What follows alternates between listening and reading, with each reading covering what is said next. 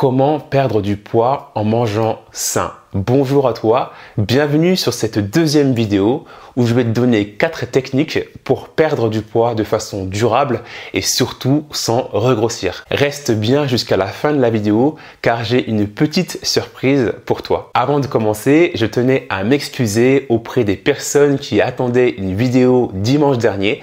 J'étais malheureusement malade, mais rassure-toi, je vais beaucoup mieux aujourd'hui. Le problème, c'est qu'il y a énormément de personnes qui sont complexées par leur silhouette. Selon un sondage qui a été réalisé par le site Mythique, 67% des interrogés déclaraient qu'elles n'aimaient pas une ou plusieurs parties de leur corps. C'est quand même beaucoup. Et devine qui est considéré comme l'ennemi numéro 1?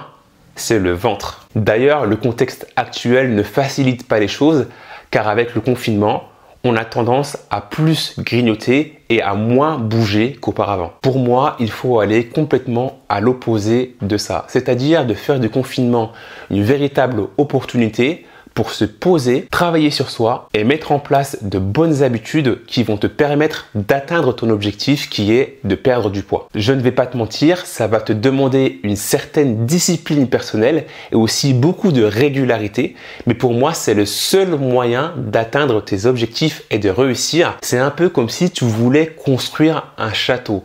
En posant une brique tous les jours, tôt ou tard, tu finiras par réussir et finir de construire ton château. On y va. Clé numéro 1, éduque-toi sur ce que tu manges. Savais-tu qu'une canette de 33 centilitres de Minute Maid orange contenait 6 morceaux de sucre? C'est incroyable. Moi, je ne le savais pas et la majorité des gens ne le savent pas. On nous vend souvent le jus d'orange comme étant un aliment sain pour les petits déjeuners, mais consommer trop souvent et en trop grande quantité, c'est une véritable bombe calorique que tu infliges à ton estomac et à ta ligne. Ce que je veux que tu comprennes, c'est que le savoir et la connaissance nutritionnelle des aliments que tu consommes au quotidien est le meilleur moyen pour ne pas te faire manipuler par les messages véhiculés par les publicités des grandes industries de l'agroalimentaire. Clé numéro 2, traque ce que tu manges au quotidien.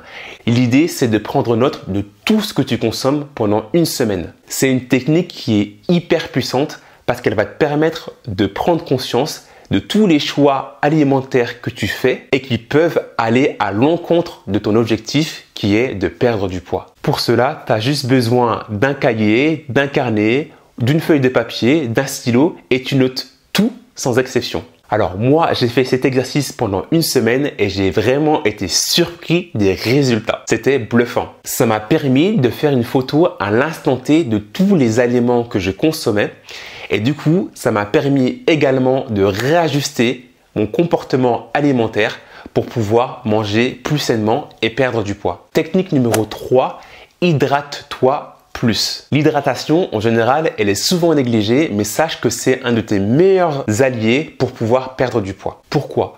Boire de l'eau régulièrement va remplir ton estomac et cela va t'éviter tout simplement d'avoir trop faim. Boire de l'eau booste ton métabolisme et accélère la brûlure des graisses. Donc, je t'invite à boire beaucoup d'eau, 2 à 3 litres par jour. Par exemple, moi, je m'arrange toujours pour avoir une bouteille d'eau à proximité. Si tu n'es pas habitué à boire de l'eau, tu peux l'aromatiser toi-même en ajoutant par exemple des morceaux de gingembre ou des feuilles de menthe. 4e point, comment gérer les quantités? Il y a beaucoup de possibilités pour gérer les quantités, mais moi je vais te donner 2 basiques. Le premier basique, c'est de diviser ton assiette en 3 parties. La moitié qui sera réservée aux légumes, un quart pour les protéines, donc viande, poisson ou poulet par exemple, et un 2e quart pour les glucides, comme par exemple du quinoa ou des haricots rouges. La 2e astuce, c'est tout simplement d'utiliser des assiettes plus petites. Tu donneras l'impression à ton cerveau que tu consommes beaucoup, alors qu'en réalité, tu consommeras normalement. 5e astuce, c'est tout simplement le fait de suivre les conseils que j'ai donnés dans la première vidéo.